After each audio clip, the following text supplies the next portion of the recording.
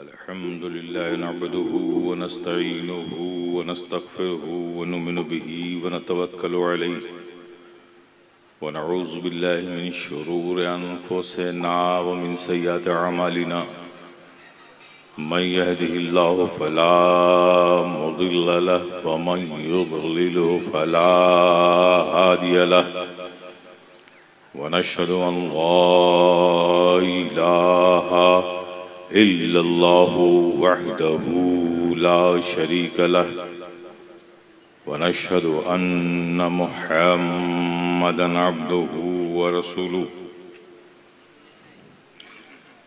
अम्मा बाद फ़अऊज़ु बिल्लाहि मिनश शैतानिर रजीम। बिस्मिल्लाहिर रहमानिर रहीम। अला इन्ना औलिया अल्लाहि ला खौफुन अलैहिम वला हुम यहज़नून अल्लज़ीना आमनू व कानू यत्तक़ून।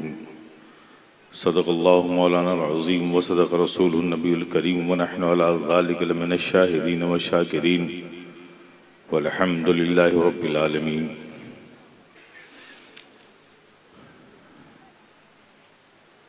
स्टेज पर रौनक फ़रोज़ उलमाए ज़वील एहतराम,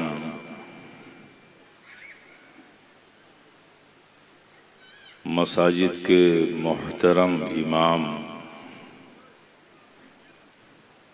शोराए किराम और दूर व नज़दीक से आए हुए आप प्यारे प्यारे सुन्नी मुसलमान, आइए सबसे पहले पूरे हुजूर क़ल्ब के साथ अपने क़ल्ब को इश्क़ व मोहब्बत से सरशार करके मदीने की पुरबहार गलियों का तसव्वुर करके गुंबदे खज़रा के हसीन तसव्वुरात में खोकर ताजदार मदीना राहते क़ल्ब व सीना सल्लल्लाहु ताला अलैहि वसल्लम के हुजूर मोहब्बत से झूम झूम कर पूरी ईमानदारी और दयानतदारी के साथ दरूद पाक पढ़ लें। अल्लाहुम्मा सल्लि अला सय्यिदिना मौलाना मुहम्मद व अला आलि सय्यिदिना मौलाना मुहम्मद कमा तुहिब्बु व तर्दा बिन तुसल्ली अलैहि सलातु व सलाम अलैका। एक बार और बाबा से बुलंद दरूद पाक पढ़ें। सल्लल्लाहु अला सय्यिदिना मौलाना मुहम्मद व अला आलि सय्यिदिना मौलाना मुहम्मद कमा तुहिब्बु व तर्दा बिन तुसल्ली अलैहि सलातु व सलाम अलैका या रसूल अल्लाह। एक बार और मोहब्बत से जी लगाकर नबी और आले नबी पर सल्लल्लाहु अलैहि वसल्लम सलातुम व सलामुन अलैका या रसूल अल्लाह, सलातुम व सलामुन अलैका या हबीब अल्लाह, सलातुम व सलामुन अलैका या नबी अल्लाह।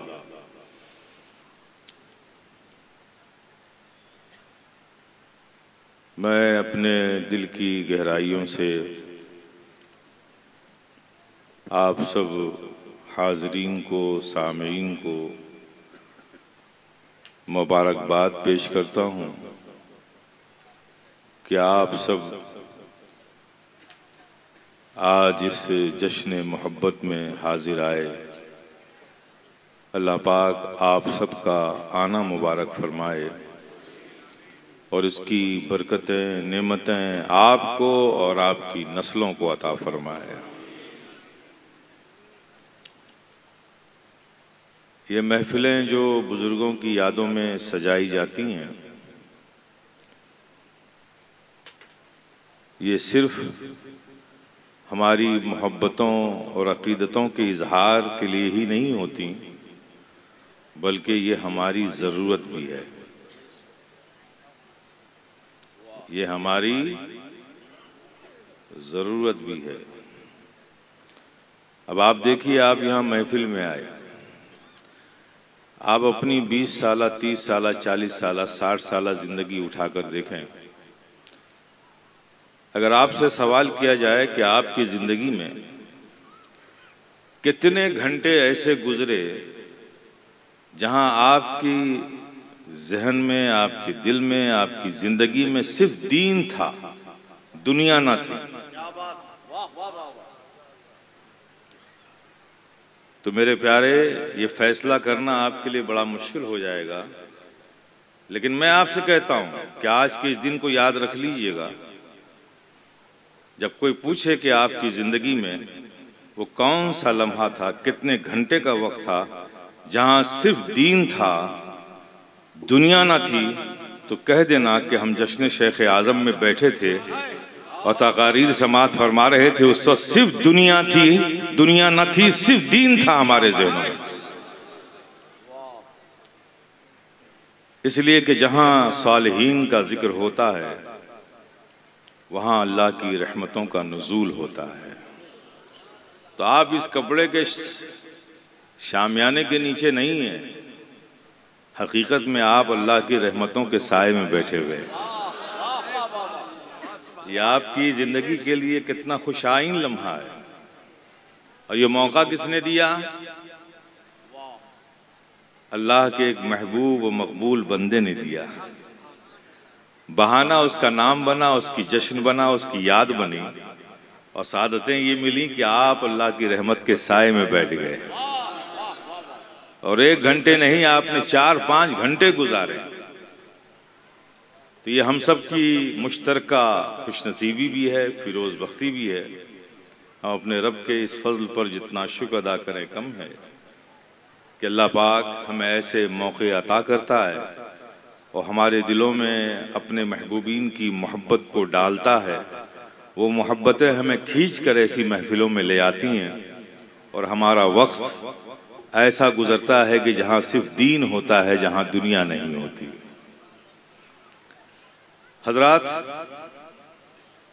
तकरीर आपने समात फरमाई मुफ्ती मोइनुद्दीन साहब क़िबला से, और अभी आपको फिर सुननी है जनाब सैयद अमीनुद्दीन साहब क़िबला की तकरीर, अमीरुल क़ादरी साहब की तकरीर सुननी है आपको।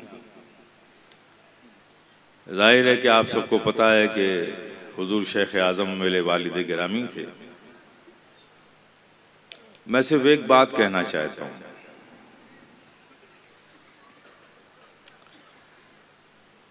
शेख आज़म ने क्या किया, दुनिया से क्या लिया और दुनिया को क्या दिया। मैं सबको देता हूं, एक ऑफर करता हूं, आइए। अल्लाह अपने महबूब बंदों से जब कोई काम लेता है ना, तो उसकी तबीयत भी बदल देता है, उसकी सोच भी बदल देता है, उसकी जिंदगी भी बदल देता है। शेख आज़म की पूरी जिंदगी का मुताला कर लो, उन्होंने सिर्फ दिया ही है, लिया कुछ नहीं है। अगर वो भी लेते होते तो 2-4 शहरों में उनके भी कुछ फ्लैट्स होते, कुछ प्रॉपर्टी होती, कुछ जायदाद होती, कुछ मकानात होते। मैं पूरी जिम्मेदारी से कहता हूँ कि शेख आज़म के वसाल के बाद, जिसे कहते हैं ना विरासत में, हमें सिर्फ अपना एक आबाई मकान मिला है जो कि जोशे में है। न कोई जमीन है, न कोई जायदाद है, न कोई प्रॉपर्टी है। और आपसे भी मैं कहता हूं कि मेरी इस बात को आप गलत साबित कर दीजिए, लेकिन हाँ, शेख आज़म ने दिया बहुत कुछ है। उस जमाने में दिया है अहले सुन्नत वल जमात को, उन इलाकों में दिया है जहां इलाकों में जाना एक इंसान अपने लिए मुहाल समझता था। वहां बैलगाड़ियों पे जाकर लोगों के दीन की हिफाजत भी की है और उस हिफाजत को मुस्तहकम बनाने के लिए दीनी इदारे भी कायम किए हैं। आप दिनाजपुर का इलाका उठा लीजिए, बिहार का पूर्णिया है, किशनगंज है, ये सब जो इलाके हैं, मज़ाफ़ात हैं। शहरों में तो इस तरह के काम लोग सभी कर लेते हैं, लेकिन बहुत ही खुर्दा गांव में जाकर, जहां सड़कें भी ना हो, जाने का कोई सामान और साधन भी ना हो, वहां जाकर ये काम करना जाहिर है कि ये बड़े पुरअज़्म लोगों का काम होता है। मैंने शेख आज़म की ज़िंदगी को जितना देखा और जितना समझा कि उनको पूरी ज़िंदगी में सबसे ज़्यादा जो तड़प थी, जो शिद्दत से उन्हें बेचैन करती थी, वो एक फिक्र थी कि मैं लोगों के अकायद की हिफाजत कैसे करूं, उसके लिए क्या करूं कि लोग गुमराह ना हो और अहले हक बनकर रहें, अकीदे हक पर रहें। जिंदगी भर इसकी कोशिशें करते रहे वो, पूरी जिंदगी, उनकी अमली जिंदगी आज भी ये सबूत है। हमारे बाहर से भी मेहमान आए हुए, आप चले जाइए, बांग्लादेश चले जाइए। एक ज़माना था कि बांग्लादेश में उलमाए अहले सुन्नत की एक बड़ी कसीर तादाद थी। वो सब हिंदुस्तान में आकर पढ़ के गए, वहाँ पे दीनी खिदमत की, लेकिन ज़माना गुजरता गया, वो लोग सब दुनिया से रुखसत होते गए। फिर यहाँ आकर पढ़ना वहाँ के लोगों के लिए नामुमकिन हो गया। तो वहाँ पर देवबंदियों ने बड़े बड़े इदारे कायम किए, बड़े बड़े इदारे कायम किए, लेकिन सुन्नियों का कोई मजबूत इदारा ऐसा नहीं था कि वहाँ से पढ़कर निकलने वाला बच्चा लोगों के अकीदे का तहफ़्फ़ुज़ कर सके। खिताब करना एक अलग चीज़ होती है। आजकल उमूमन स्टेज पर जितने भी खतीब हैं ना, मैं आपसे बता दूं ना, सब मदरसे से भागे हुए लोग हैं जिन्होंने निसाब भी मुकम्मल नहीं किया है और बहुत कामयाब मुकर्रिर हैं स्टेज के। वो बात छोड़ दीजिए आप, लेकिन ज़मीन पर काम करना, अकीदे के तहफ़्फ़ुज़ के लिए काम करना एक बड़ा बुनियादी काम होता है। शेख आज़म ने बांग्लादेश में इस ज़रूरत को बड़ी शिद्दत से महसूस किया। एक दूसरा मुल्क है, ज़बान वहाँ की बंगला है, कोई फ़ारसी, उर्दू, अरबी पढ़ना नहीं चाहता। वहाँ तो बुखारी शरीफ को भी बंगला में कर दिया गया है, मुस्लिम शरीफ भी, और उसकी तलखीस है, पूरी बुखारी भी नहीं पढ़ाई जाती, चंद अहादीस बंगला में, बस यही निसाब में वहाँ पे। ये इल्मी ज़ुबू हाली का हाल था। तो वाली साहब ने बड़ी शिद्दत से महसूस किया, कहा कि मैं यहाँ दरसे निज़ामिया का एक मदरसा कायम करूँगा। ये बहुत बड़ा चैलेंज था। सवाल ये है कि कायम तो कर देंगे, पढ़ेगा कौन? यहाँ की ज़बान तो बंगला है, ये फ़ारसी कौन पढ़ेगा, उर्दू कौन पढ़ेगा, ये अरबी कौन पढ़ेगा, तफसीर कौन पढ़ेगा, मैजावी बैजावी मदारिक ये सब पढ़ेगा कौन, हिदाया पढ़ेगा कौन, शरअ अक़ायद की किताबें पढ़ेगा कौन? वाली साहब ने कहा कि जब मैं इदारा कायम करूंगा तो पढ़ने वाले बच्चे भी मिल जाएंगे। फिर उन्होंने तमाम उलमाए बांग्लादेश को बुलाया कि मैं चाहता हूं कि ये निसाब मदरसे में कायम हो। वाली साहब ने मदरसा कायम किया। माशाअल्लाह 5 मंजिला है, कितने मंजिला इमारत? 6 मंजिला इमारत मदरसे की कायम की, 3 मंजिला मस्जिद बनाई, हॉस्टल अभी बनना बाकी है। 400-500 बच्चे वहाँ पढ़ रहे हैं। और बेहमदी ताला इस पिछले 10-12 सालों में हमने उस इदारे से 2 बैच निकाले हैं जो आलिम और फाजिल बनकर निकले हैं, जो अरबी भी पढ़ना जानते हैं, फारसी भी जानते हैं, उर्दू भी जानते हैं, और सब बंगाली के बच्चे हैं। और आज वो बांग्लादेश के मुख्तलिफ मदरसों में जाकर खिदमत कर रहे हैं। जो तामीरी काम करने वाले लोग होते हैं उनका जहन भी तामीरी होता है। तो वालिद साहब की पूरी ज़िंदगी मेरे सामने है। जब बाहर से आते थे तो सबसे पहले खानका जाते थे, बीवी बच्चों की फिक्र नहीं थी उनको, पहले खानका जाते थे। 1 महीने से वापसी होती थी, खानका जाते थे, पहले खानका की तामीरात का काम देखते थे, मदरसे को देखते थे, जब उससे फारिग होते थे तो घर जाते थे। तो शेख आज़म की पूरी ज़िंदगी इसी जद्दोजहद में गुजरी है। और जाहिर है कि जब अल्लाह के दीन के लिए, अल्लाह की रज़ा के लिए, राह मौला में, रज़ाए मौला के लिए कोई ज़िंदगी गुजारता है तो फिर अल्लाह पाक उसके दर्जात में बुलंदी अता फरमाता है। ये एक जीती जाती तस्वीर, नारों से शख्सियतें नहीं बनती हैं, वरना जब तक शख्सियतें जिंदा होती हैं नारे जिंदा रहते हैं, शख्सियतें दुनिया से गुजर जाती हैं, नारे भी धीमे पड़ने लगते हैं।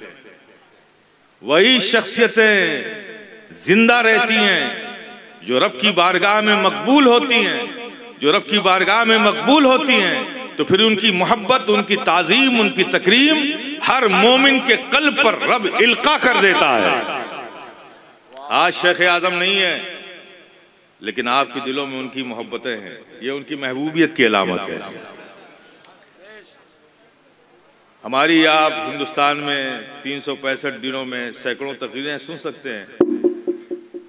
हर तकरीर में शेख आजम का जिक्र नहीं करता हूं मैं, इसलिए कि मुझे जरूरत ही नहीं है।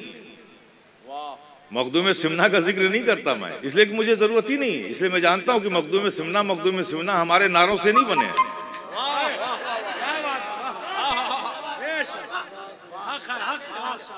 शेख आजम हमारे नारों से नहीं बने। मखदूम मशाइख सरकार कला हमारे नारों से नहीं बने। हम शबीए गौसुस्तकलाइन आला हजरत शफी मियाँ हमारे नारों से नहीं बने। वो बने हैं रब की बारगाह में मकबूल महबूब होने से। और जो रब की बारगाह में मकबूल महबूब हो जाता है, अल्लाह पाक फिर हर मोमिन के दिल पर उसकी मोहब्बत को इल्का कर देता है। यही वजह है कि हमने गौसे आजम को तो नहीं देखा, न गौसे आजम को देखा है, न गौसे आजम को सुना है, न वो जमाना पाया है। लेकिन कौन ऐसा मोमिन बंदा होगा जिसके कल्ब में गौसे आजम की मोहब्बत ना होगी, उनकी ताजीम ना होगी, उनकी तकरीम ना होगी। हम आप समझते हैं कि गौसे आजम के जिक्र से गौसे आजम को लोगों ने जाना। जनाब वाला ये बात नहीं है। जो मोमिन होगा अल्लाह के इन महबूबीन की मोहब्बतें उनके सीनों में होंगी। हाँ, मुनाफिक इससे महरूम है। मुनाफिक अगर किसी की मोहब्बत का दावा करते हैं और किसी से मोहब्बत नहीं करते, उससे नफरत या उससे बेजारी का इजहार करते हैं, तो जिससे दावा करते हैं उसकी भी मोहब्बत नहीं है उनको। क्योंकि मोहब्बत में नफरतें नहीं होती, मोहब्बत सिर्फ मोहब्बत चाहती है। नफरत एक नजासत है और एक मोहब्बत एक पाकीज़ा चीज है। तो पाकीज़गी में नजासत को मिलाओगे तो वो भी खराब हो जाएगी। तो जो मोमिन होते हैं उनके दिलों में हर अल्लाह के दोस्त बंदों की मोहब्बतें होती हैं। तो आपको भी वो मोहब्बतें यहाँ खींच लाई हैं। अल्लाह पाक आपकी इन मोहब्बतों को सलामत रखे। मेरे प्यारे शेख आज़म की ज़िंदगी, बाकी तो उलमा बता ही रहे हैं, मैं तो उनका बेटा हूँ। मेरे अपने कुछ एहसासात हैं और मैं तबीयतन शख्सियत परस्त नहीं हूँ। मैं तबीयतन और मिजाजन कतान शख्सियत परस्त नहीं हूँ। मेरे नज़दीक वो एक इमाम भी बड़ा ताज़ीम व तकरीम का हक रखता है जो किसी गांव में 5 मुक्तदियों को अपने पीछे नमाज पढ़ा रहा है। दीन के ऐसे खादिम की भी मैं ताज़ीम करता हूँ। तो बज़ाहिर जिसकी खिदमतें होती हैं दीन के हवाले से, वो सब बाइस ताज़ीम व तकरीम होते हैं। और मेरा यही मिजाज है कि मैं उनकी इज्जत भी करता हूँ, उनकी ताज़ीम भी करता हूँ। तो शेख आज़म की ज़िंदगी जो मैंने अमली ज़िंदगी देखी, एक जुनून था उनका दीन और सुन्नियत के हवाले से। मदरसे कायम करो, बच्चों में इल्मी ज़ौक़ पैदा करो, सुन्नियत का मुबल्लिग बनाओ इन्हें। और शेख आज़म क्वांटिटी के कायल नहीं थे, वो क्वालिटी के कायल थे। बच्चों को आलिम दीन बना दो सिर्फ पगड़ी बांधकर, और वो किसी सलाहियत के मालिक ना हो तो आपने उनके तो हाथ पैर बांध दिए। अगर वो आलिम ना होता तो मजदूरी करके घर चला लेता, ईंटें उठाकर घर चला लेता। आपने आलिम बना दिया तो वो ईंटें भी नहीं उठा सकता। शेख आज़म फरमाते थे कि मदरसे में जिन बच्चों को दाखिला लिया जाता है, अब हमारी जिम्मेदारी है कि उनको ऐसा पुख्ता आलिम बनाया जाए कि वो आलिम बनने के बाद अल्लाह का शुक्र अदा करें कि मैं आलिम हूँ। उनको पछतावा ना हो कि मैं आलिम होकर के मेरी सारी ज़रूरतों की तकमील के लिए मेरे हाथ पैर बन गए हैं। तो ये उनकी सोच थी मेरे प्यारे, और उनकी अमली ज़िंदगी की ज़िंदा मिसाल आप जाके पूर्वांचल के इलाके में, दिनाजपुर के इलाके में, यूपी के बहुत से इलाकों में आप जाके देख लिए कितने मदरसे कायम किए हुए हैं। घर तो नहीं बनाया, घर तो आज भी वैसे ही हमारा है जैसे पहले था, उसमें कोई तामीर नहीं है। लेकिन मदरसे कितने बना डाले, खानकाहें कितनी बना डाली, मस्जिदें कितनी बना डाली, आप शुमार कर सकते हैं मेरे प्यारे। तो ये अल्लाह के महबूब बंदों की अलामत होती है। जहां एक इंसान किसी ऐसे काम को, दीन के काम को करना अपने लिए नामुमकिन समझे, औलिया किराम की शान ये होती है कि औलिया किराम उस माहौल में पहुंचकर और दीन के अहकाम और दीन का काम करके दुनिया को ये बताते हैं कि ये इस्लाम है, इस्लाम, इस पर अमल करना, दीन की अशात करना, अहकाम पर अमल करना हर जमाने में मुमकिन है, हर मकाम पे मुमकिन है, हर दौर में मुमकिन है। यह औलिया किराम का खास काम है, खास काम है मेरे प्यारे। ये मैसेज देते हैं कि जहाँ एक आम मुसलमान किसी ऐसे इलाके में, ऐसे माहौल में, ऐसे जमाने में, ऐसी जगह पर ये महसूस करे कि यहाँ पर दीन का काम करना, यहाँ पर अहकाम की अदायगी करना हमारे लिए नामुमकिन है, तो औलिया किराम का प्यारे बस काम वहीं से शुरू होता है। वो ऐसे माहौल में, ऐसे मकाम पर पहुंचकर और इस्लाम के अहकाम पर, इस्लाम का काम करके, दीन का काम करके दुनिया को ये पैगाम देते हैं कि मेरे प्यारे सुनो, ये इस्लाम है, इस्लाम, इस पर अमल करना अरब में भी मुमकिन है, कुवैत में भी मुमकिन है, बहरैन में भी मुमकिन है, यूनाइटेड अरब इमारत में भी मुमकिन है, कतर में भी मुमकिन है, तो रशिया में भी मुमकिन है, जापान में भी मुमकिन है, स्विट्जरलैंड में भी मुमकिन है, स्विट्जरलैंड की बर्फपोश पहाड़ियों पर भी मुमकिन है, टोक्यो जापान में भी मुमकिन है, बीजिंग चाइना में मुमकिन है, हांगकांग में मुमकिन है।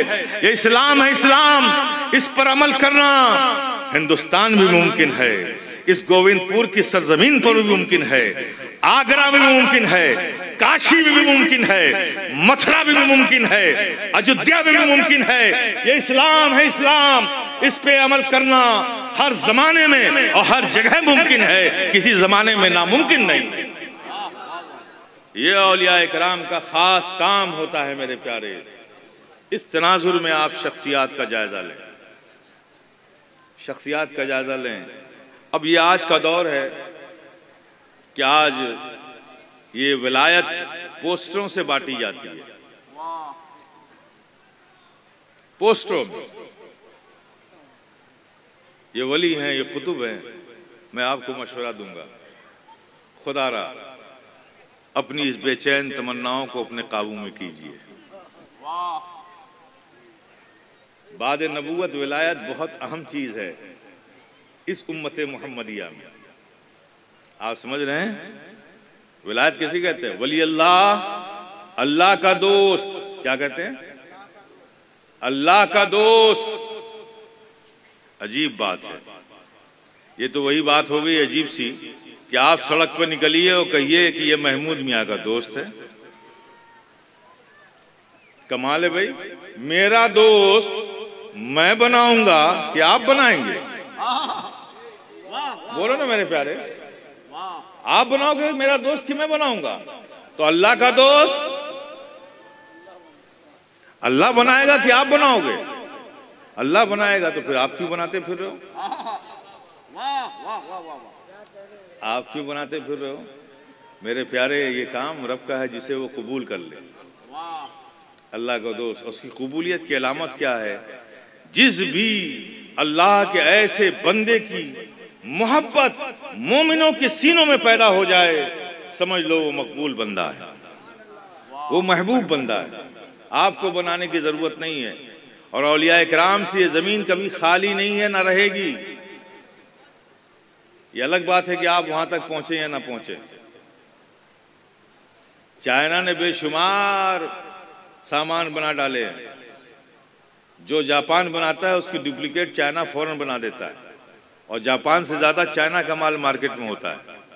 लेकिन चाइना के प्रोडक्ट से ये मतलब थोड़ी कि जापान ने बनाना बंद कर दिया। ये अलग बात है कि जापान के माल तक रसाई बहुत कम लोगों की है, चाइना के माल की तरफ ज्यादा लोग भागते हैं।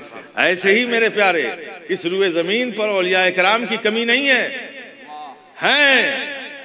हैं इसलिए कि अगर औलिया इकराम इस जमीन पर ना हो तो याद रखो कि जब तक अल्लाह का एक दोस्त बंदा इस रुए जमीन पर है, कयामत नहीं आएगी। और अभी क़यामत नहीं आई है, तो इसका मतलब दोस्त बंदा है। और इन दोस्त बंदों की जरूरत यह है कि जब तक एक भी इंसान इस जमीन पर जिंदा है, एक भी इंसान, अल्लाह के दोस्त बंदों की जरूरत बाकी है, बाकी है। ये जो लोग कह देते हैं ना, कहते हैं ना, एक पर्दा डाल दिया है लोगों ने कि अल्लाह को पहचानना आसान है, वलियों को पहचानना आसान नहीं। किस एतबार से पहचानना आसान नहीं? अगर वली पहचानने की चीज ही ना हो तो हमारे काम किस आएगी?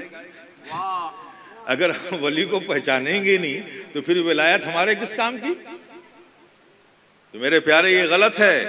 ये बात सही है कि वलियों को पहचानना आसान नहीं, वलियों को उनके मकाम के एतबार से पहचानना आसान नहीं, इसलिए कि वली को वली ही पहचानता है, उसके मकाम को वली पहचानता है।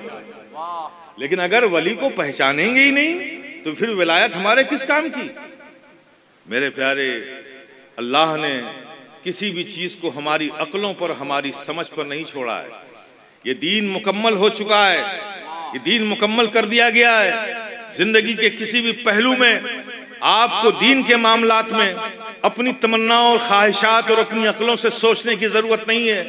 दीन ने मुहर लगा दी है, तुम्हारी तमन्नाओं पे कुछ नहीं छोड़ा है। हम पहचाने कैसे? तो आगे ही कुरान में अल्लाह इरशाद फरमाता है कि ये मेरे दोस्त हैं जिन्हें कोई खौफ नहीं, जिन्हें कोई गम नहीं। मौला वो कौन लोग हैं? मौला वो कौन लोग हैं जो तेरे दोस्त हैं? तो कुरान ही कहता है अल्लज़ीना आमनू व कानू यत्तकून, ये वो लोग हैं जो ईमान लाए और जिंदगी के हर लम्हा मुझसे डरते रहे। जिंदगी के हर लम्हा मुझसे डरते रहे। अब आप किसी को आसमानों में उड़ता हुआ देख लीजिएगा तो वली मत कह दीजिएगा धड़ से, जो आदत है आपकी। ये छू छा हु हा, आंख लाल पीली करना, केले हाथ में निकाल देना, गायब कर देना, ये सब शोभदे तो सड़कों पे दिखाए जाते हैं। ये विलायत नहीं है, ये दोस्त बंदों का काम नहीं है। एक वली अपनी विलायत को इस कदर छुपाता है, जितना आप अपने सत्र औरत को छुपाने का एहतमाम करते हैं ना, उससे ज्यादा एक वली अपनी विलायत को छुपाता है। क्यों? कि अगर उसकी विलायत और उसकी करामत को आप जान लेंगे, देख लेंगे, तो आप तो कमजोर अकीदे के लोग हैं ना, फिर सब कुछ उसी को मान के उसी के इर्द गिर्द घूमने लाने लगेंगे। और वली दुनिया में आता है भटको हुओं को रब से मिलाने के लिए। वो किस लिए आता है? भटको हुओं को रब से मिलाने के लिए। और आप कमजोर हैं, अगर ये जान जाएं कि ये अल्लाह का वली बंदा है तो आप उसी के इर्द गिर्द जमा हो जाएंगे, रब को भूल जाएंगे। इसलिए एक वली अपनी करामत को छुपाता है, अपने मकाम को छुपाता है, क्योंकि वो तो आया ही है आपको रब से मिलाने के लिए। तो मेरे प्यारे, तो किसी को आसमान में उड़ता हुआ देखना तो फौरन वली ना कह देना, बल्कि ये देखना कि वो ईमान वाला है कि नहीं। अच्छा, ईमान वाला है, फिर देखना तकवे वाला है कि नहीं, तकवे वाला है कि नहीं। अब सवाल यह है कि जाहिरन जो तकवा है वो तो नजर आ जाएगा, बातिनन तकवे वाला है कि नहीं वो कैसे जानोगे? इसलिए कि महफिल में तो सभी मुत्तकी हो जाते हैं, तन्हाइयों में मुत्तकी कौन है ये कैसे जानोगे? तन्हाइयों में मुत्तकी कौन है? महफिलों में तो सभी मुत्तकी हो जाते हैं। जिंदगी के हर लम्हा डरने वाला ये रब से है, महफिलों में तो है, तन्हाइयों में भी है, ये कैसे जानोगे? अब इसको जानने के लिए आइए आकाए रहमत की बारगाह में चलते हैं। आका फरमाते हैं, आज शेख आजम की महफिल में आए तो कुछ लेकर जाओ। आका फरमाते हैं, किसी शख्स के बारे में उस वक्त तक कुछ मत कहो जब तक कि उससे 3 मामलात ना कर लो। उसे अपना पड़ोसी बना लो, उससे लेन देन कर लो, उसके साथ सफर कर लो। पड़ोसी बनाओगे तो आपसे छुपेगा नहीं कि इसके घर के अंदर का माहौल क्या है। बाहर तो दीनदारी है, घर में भी दीनदारी है कि नहीं है, उससे नहीं छुप सकता पड़ोसी से। सफर करोगे तो आदत का पता चल जाएगा। लोगों के मजमे को देखकर नमाज पढ़ता है कि तन्हाइयों में भी पढ़ता है। और लेन देन कर लोगे तो उसकी नीयत का पता चल जाएगा। मैं आपको कसौटी दे रहा हूँ, इस कसौटी को लेके मैदान अमल में उतर जाओ, पता चल जाएगा आपको कितने वली हैं। तो मेरे प्यारे, ये विलायत बहुत अहम चीज़ है। एक वली से अगर आपको शर्फ नियाज हासिल हो गया, मुलाकात का शर्फ हो गया, तो वो दिन आपकी किस्मत की बुलंदी का दिन है कि अल्लाह के एक दोस्त बंदे से आपकी मुलाकात हुई।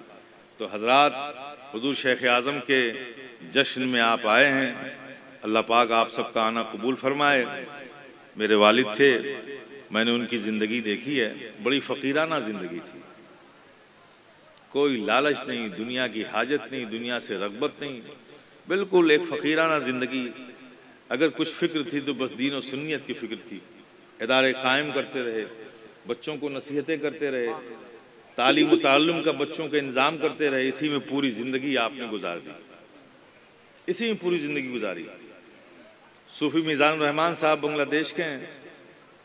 जिस वक्त आपने पर्दा फरमाया इस्माइलिया हॉस्पिटल बम्बई में, तो ऑपरेशन थिएटर में उनको ले जाया जा रहा था, तो उस वक्त मुझे बुलाया, और सूफ़ी मीज़ानुर रहमान साहब बांग्लादेश से देखने के लिए आए थे, उन्हें भी बुलाया, और ज़िकर वीरानी साहब एक मुंबई के थे, वो भी थे। अब आप सोचिए कितना वो वक्त होता है ऐसा, लोग अपनी औलादों के लिए, घर के लिए वसीयतें करते हैं ना। शेख आज़म क्या फरमा रहे हैं कि सूफ़ी साहब वो मदरसा अभी मुकम्मल नहीं हुआ है, अगर मैं ज़िंदा रहा तो इंशाअल्लाह मैं करूँगा, अगर मैं नहीं रहूँगा तो ये महमूद मियाँ ये करेंगे, आप लोग इनका साथ दीजिएगा। ये उनके वो आखिरी जुमले थे जो हमने सुने। उसके बाद ऑपरेशन थिएटर में गए, ऑपरेशन हुआ, फिर अल्लाह ने उतनी ही ज़िंदगी रखी थी, वो पर्दा फरमा गए। हमने आखिरी वक्त में उनके सिर्फ ये 3 जुमले सुने, 3 जुमले सुने। ज़िकर वीरानी से फरमाया कि जाम शब का ख्याल रखना और महमूद मियाँ का साथ देना, ये मिशन हमें बहुत आगे तक ले जाना है। मैं ज़िंदा रहा तो करता हूँ, करता रहूँगा, अगर नहीं रहूँगा तो तुम लोग साथ देना। और सूफ़ी साहब से फरमाया बांग्लादेश में जो मदरसा कायम किया है उसके लिए आप साथ दीजिएगा, ताकि वो सुन्नियत का एक मजबूत किला बने। ये हमारे वालिद की ज़िंदगी थी कि उस आखिरी वक्त में न उन्हें बीवी का ख्याल, न बच्चों का ख्याल, न उनके मुस्तकबिल का ख्याल। अगर ख्याल है तो सिर्फ दीन और सुन्नियत का ख्याल है, दीन की अशात का ख्याल है। मैंने ये देखा है और मैंने ये महसूस किया है, और बिहम्दी ताला ये फ़कीर शफ़ी गदाए जिलानी भी उसी राह पर चलने की कोशिश कर रहा है। आप सब दुआ कीजिए कि मौला करीम हमें साबित कदम रखे, हमें इस्तिक़ामत अता फरमाए। मैं भी अपने वालिद की ज़िंदगी को अपने सामने रखकर अपनी ज़िंदगी गुजार सकूं। अल्लाह पाक हमें ऐसी तौफ़ीक़ अता फरमाए। व आख़िरु दावाना अल्हम्दुलिल्लाहि रब्बिल आलमीन।